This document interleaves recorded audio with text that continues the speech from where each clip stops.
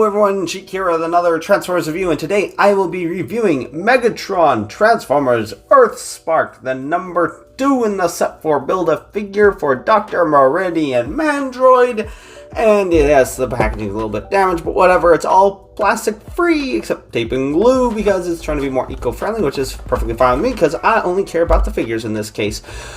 For collectors, well, that sucks to suck, whatever. Hopefully he still looks cool in the toy. His face does look pretty accurate, although it feels like they did a little bit of the angles in a little bit of a weird way. And he is really stoic, but I think it'd be funny if he could have just a slight hint of a smirk, whatever. But yeah, it's that, and he has the cool new emblem that they have, the tiny, teeny, tiny little Decepticon emblem inside of it. And so yeah, that's about it for the packaging, so let's go ahead and get him opened up. Alright, so here we got Megs out of his packaging, but before we get on to Megs, let's just take a quick look at the human arm that you have for Mandroid, and it's okay. It's black, that's textured to look like fabric, which isn't too bad. And then peachy kind of color for his hand, and then a ball joint. So this will be interesting. Also, there's another number in the set that comes with an alternate, more robotic arm. So hey, for his left arm, you'll get optional arms. Okay, so Megatron, he's honestly one of the characters that I'm most excited about in the show. I love to see what they're going to go with him. But the fact that he's not really a Decepticon anymore, that he's working with the Autobots and the humans, seems awesome. So I'm really eager to see how that plays out. The toy, the robot mode looks good for the most part. I will admit there is a decent amount of kibble, especially like on the arms with the props. But his face looks pretty nice. It is gray with silver for the face, red for the eyes, very G1-esque reminiscent, but also I'd say fairly cartoon accurate, although I feel like a little bit of the creases on the face aren't necessarily cartoon accurate from what I remember, but it's close enough, especially from a distance. It definitely looks like Megatron from the cartoon, which I think is pretty cool. I do like the cockpit, faux cockpit window color, the red right here, red on his forearms, and then his fusion cannon is pretty cool. Definitely a different design for the front. The back is pretty cool as well, and you'll see why there's a seam in the middle in a moment or a few moments, whatever. Like I said, I really do like the design that they did for the emblem. It's very different. Bumblebee just has a standard Autobot emblem, and of course Twitch doesn't have one yet, as far as I'm aware. Mainly, no, never mind. Twitch does Twitch? Let's just go ahead and bring Twitch in. Besides, we need to do a comparison anyway. Now, considering how big Megatron is, it's crazy to see the Twitch toy standing just ever so slightly taller, it looks like. That's crazy. Twitch is small, and he's ginormous. So, definitely not the scale, but whatever. Who cares at this point? And then I guess while we're at it, let's go ahead and bring in Bumblebee. A little bit better, but still, Megatron is still supposed to be quite a bit bigger.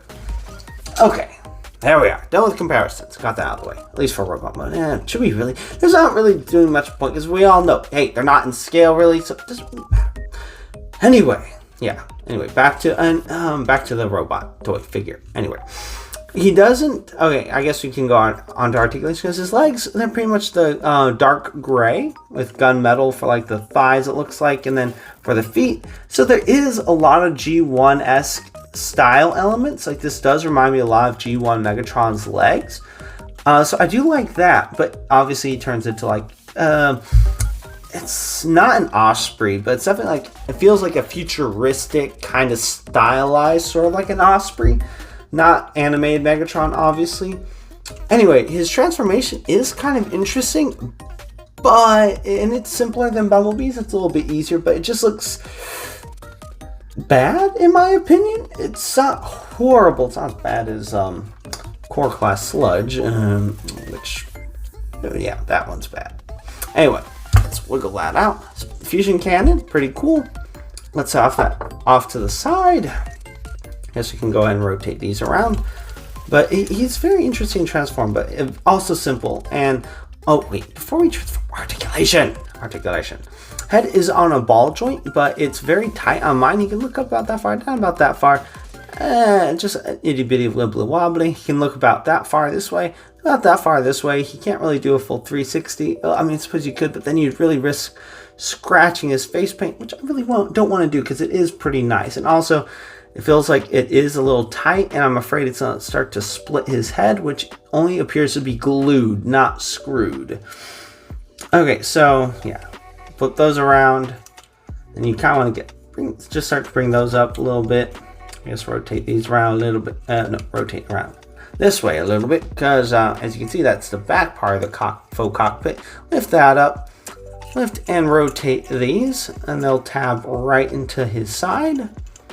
Also, like I said, I figured, like with Bumblebee, I kind of figured out how to transform on my own. The only thing I was unsure what to do was the hip skirts, but that was pretty easy. And then you extend this out, which explains why he has no hip rotation. I mean, they could have done it, but with how, I guess, relatively cheaply they're designed, I would feel like there's a good chance it would snap off, or at the very least have a tendency to pop off, and that would just be really annoying. So I'll give that a little bit of a pass, given the way they do their engineering. If it was really well engineered, then I wouldn't care. I'd be like, I'd want that.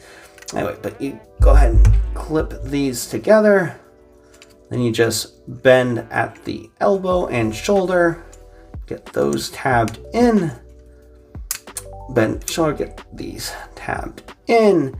And then pretty much just clip his feet, flip all his feet all the way forward. Oh, it feels like it shouldn't, at least on this one. It feels like it's a little forced. This one, it isn't. And they actually use pins. So it's weird to me what they decide to use pins on and what they decide not to. And then you just rotate them around, clip into place, flip this down, and you pretty much got him into his alt mode. But there is one more thing, because I thought, hey, that looks a little weird. There's nothing for the engines. And I was like, then I looked at the instructions. I was like, all was revealed. Just split his fusion cannon apart, and voila, you'll have engine parts. So this one goes on this side. I'm sure it really doesn't matter, but I kind of like having the peg facing inward.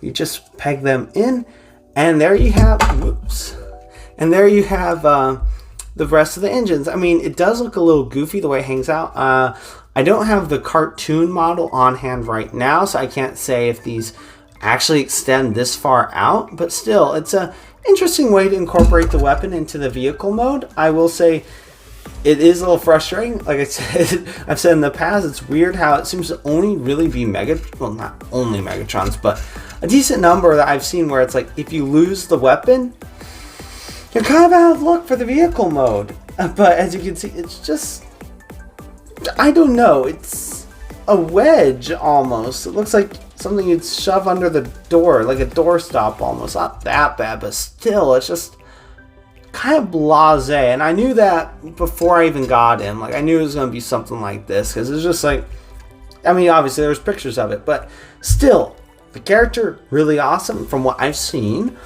Hopefully it doesn't go bad. That would be really awkward and frustrating, because it's the first time Megatron, as far as I know, except for the comics, where he actually is a good guy. Not like, oh, he decides to stop fighting like in Transformers Prime. No, where he's, from the get-go in the show, a good guy. But yeah, he's pretty cool. Vehicle mode is meh. Robot mode is pretty good, but there could be some improvements. Like I said, with like the wings right here, they kind of tend to be loose. So when you have his fusion cannon on, it's kind of wobbly. So it's not 100% stable. Vehicle mode could use some improvements, but honestly, the robot mode is the only thing I really care about with a lot of these guys. So it doesn't bother me too much. But yeah, that's about it for Transformers Earthspark Megatron number 2 in the Build-A-Figure set for Dr. Mandroid, or just Mandroid. Let's just, yeah, Mandroid. And if you like this review and you'd like to see more, please click that like and subscribe button to see more. And until next time, have a good one, everyone.